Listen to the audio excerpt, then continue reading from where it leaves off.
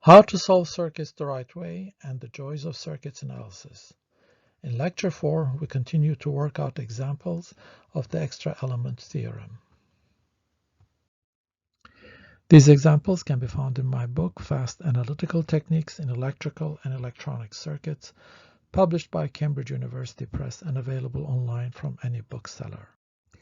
In this video, I'm going to work out the frequency response of the voltage gain of the common emitter amplifier with an emitter resistor. Here's the amplifier which we analyzed last time in our previous video, and now we are adding a capacitance between collector and base, and we would like to determine what is the frequency response V0 over Vin.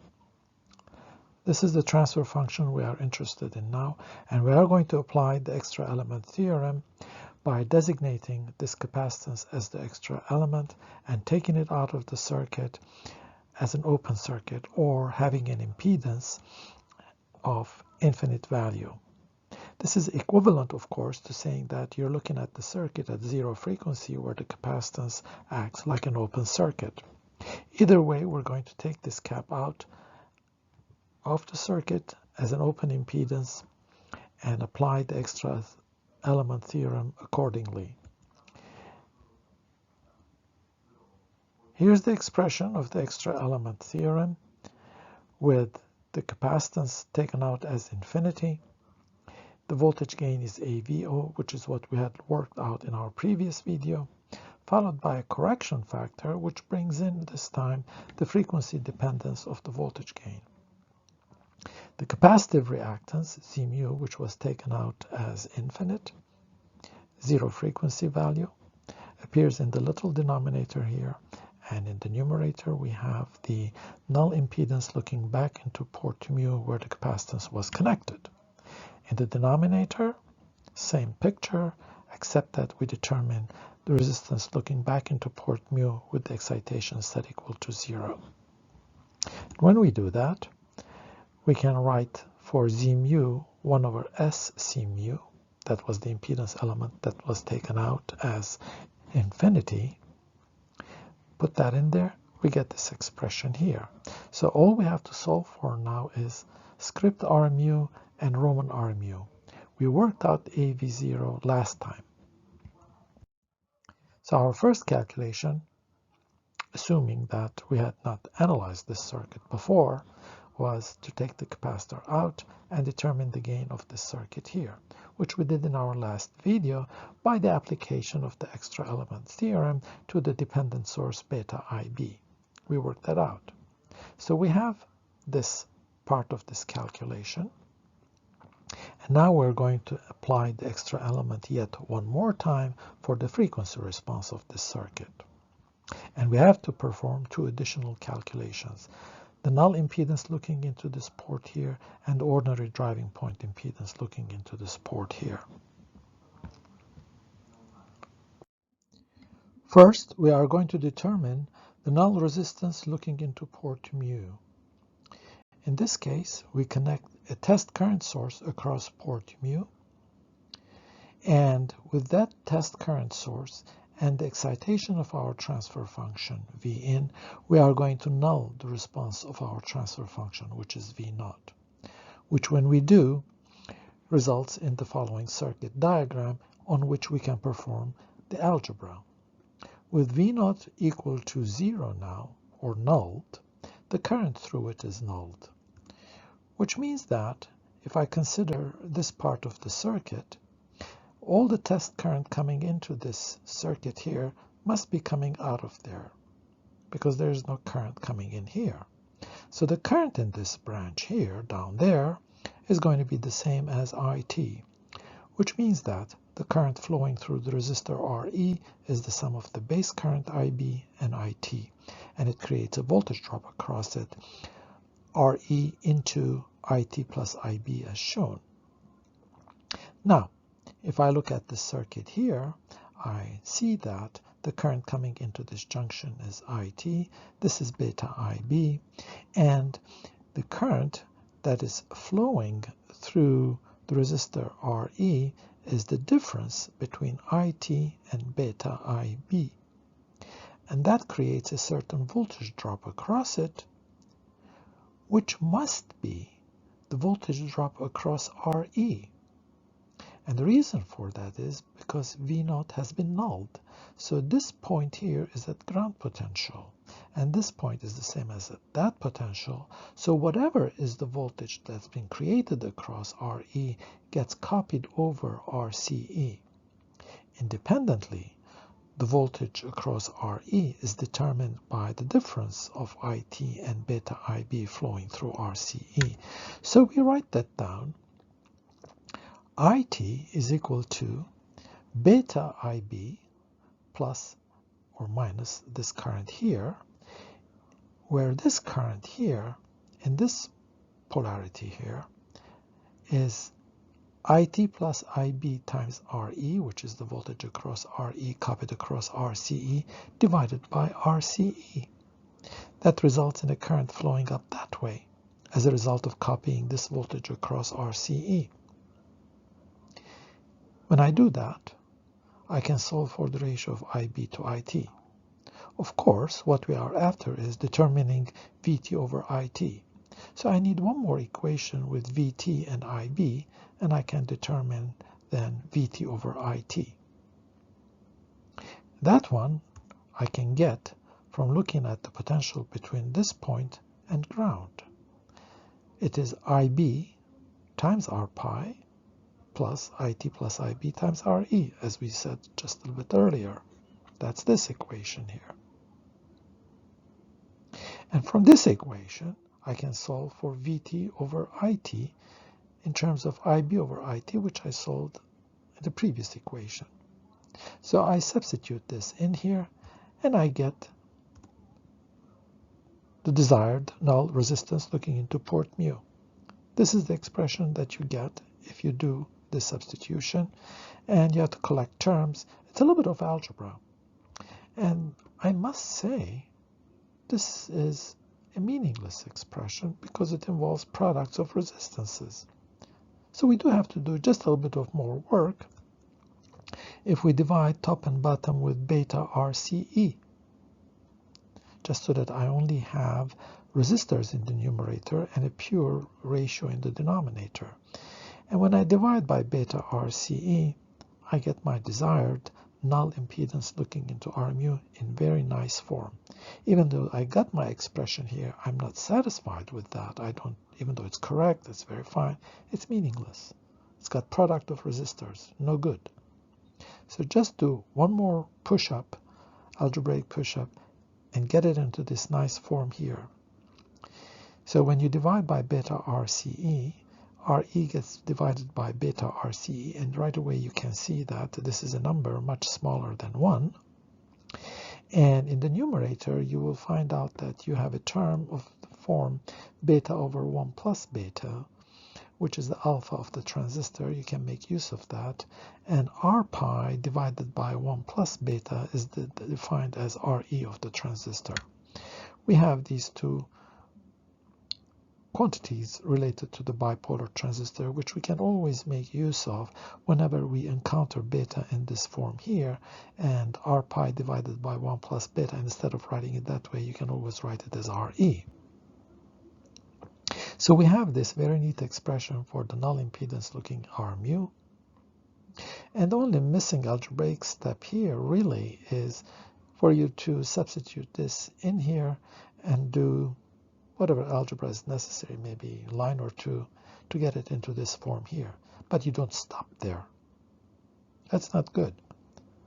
Do a little bit more work and get it into this meaningful form here. It's not that much hard.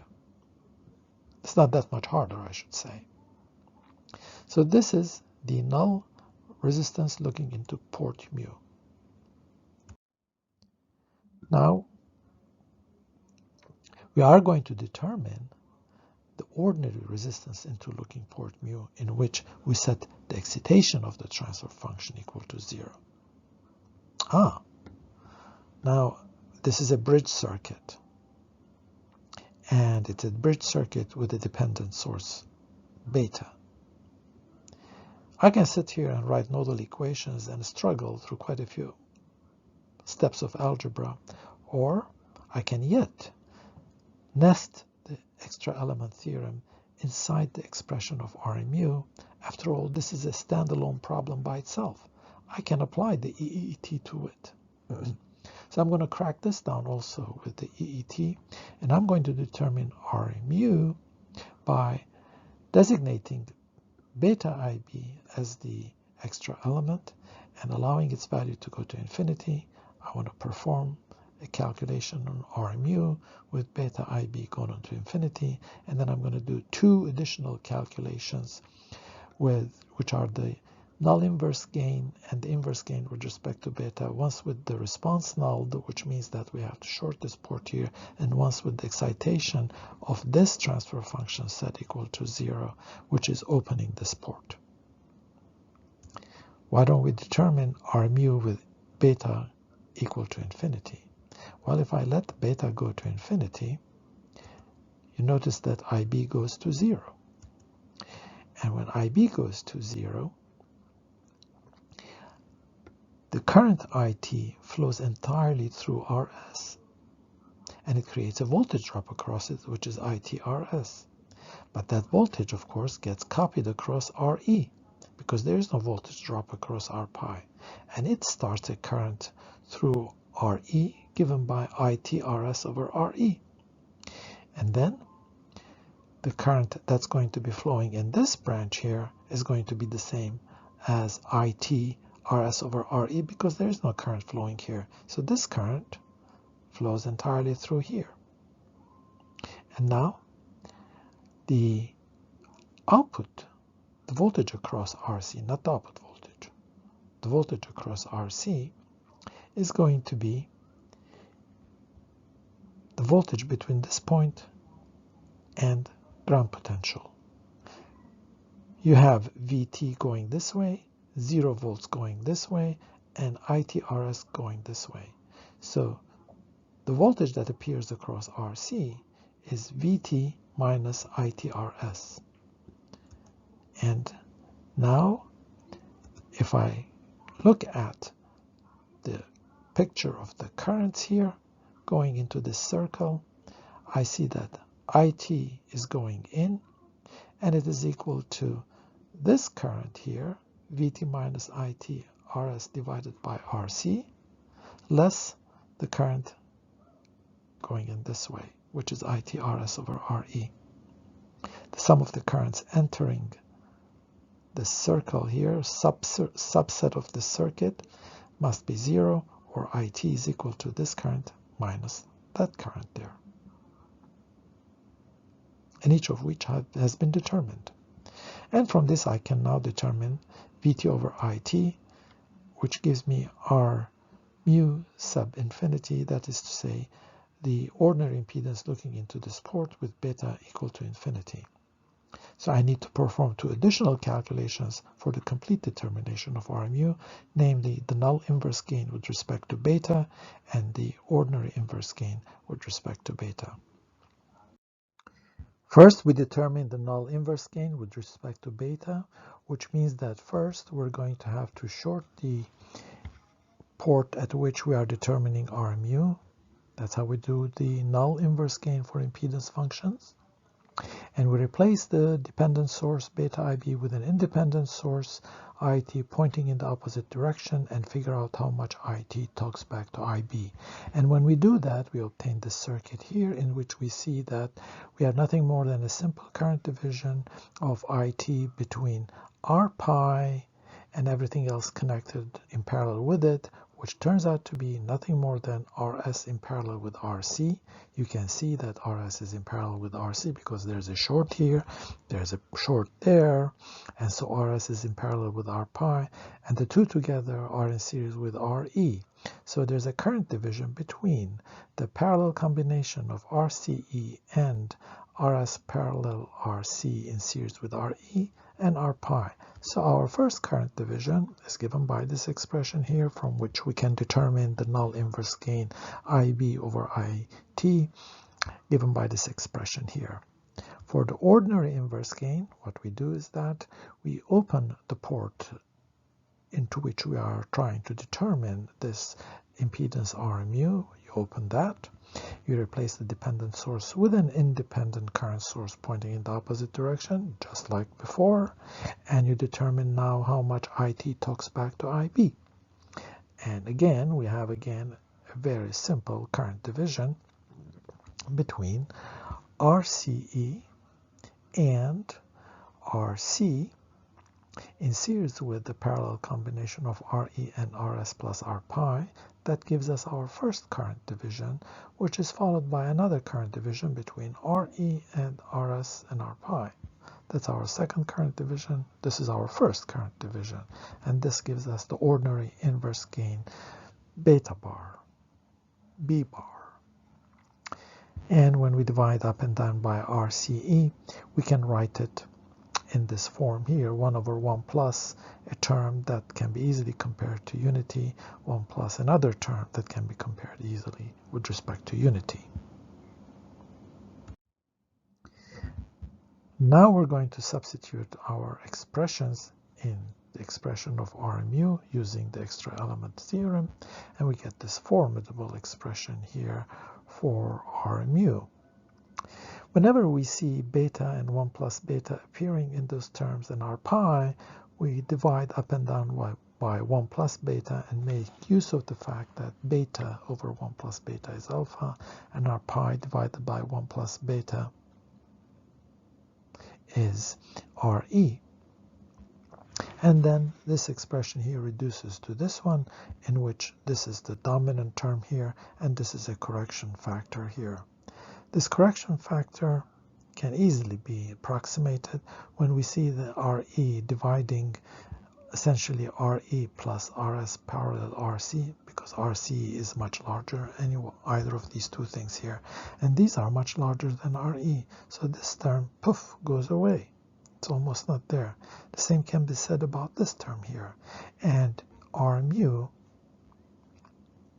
reduces to RMU infinity given by this term here. So if you want the precise expression, this is what you have, and if you want an approximation, this is what you got. And now we're going to substitute our AV0 script RMU and RMU in the transfer function according to the extra element theorem and obtain the full expression of the voltage transfer function. Notice that CMU script RMU is 1 over omega z, the zero of your transfer function, and CMU Roman RMU is 1 over the pole of your transfer function. These are the time constants, and the reciprocals are the zeros and the poles. When we do that, here's what we get. AV0 is what we had obtained earlier, and we know how to approximate it because of this neat form that it is in. It's minus RC over RE, approximately, precisely this is what it is. For our pole, we have this full expression of the pole here.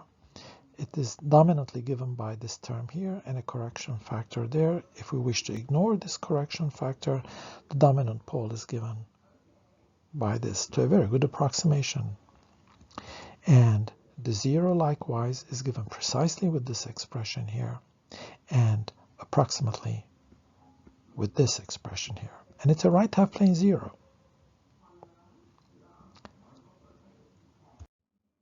We are now going to interpret the expression for our pole here using its approximation. In the denominator, we will refactor CMU as CMU into RS into 1 plus RC over RE plus CMU RC. In here, we recognize that RC over RE is the low frequency gain of this amplifier. It's an approximate expression for it, which is a very good approximation, as we discussed earlier.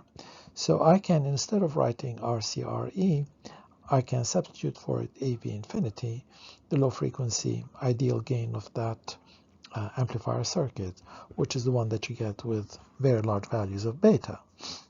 A very valid approximation.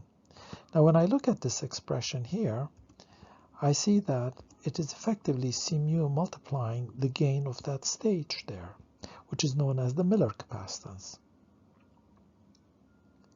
So whenever I connect a capacitor across a gain stage, it appears to the input side of that amplifier circuit multiplied by a factor of 1 plus the gain of that circuit, and if the gain is large, it's essentially the gain itself. 1 doesn't figure too much into this expression. If you had designed this for a gain of 50, then 51 isn't going to make that much of a difference.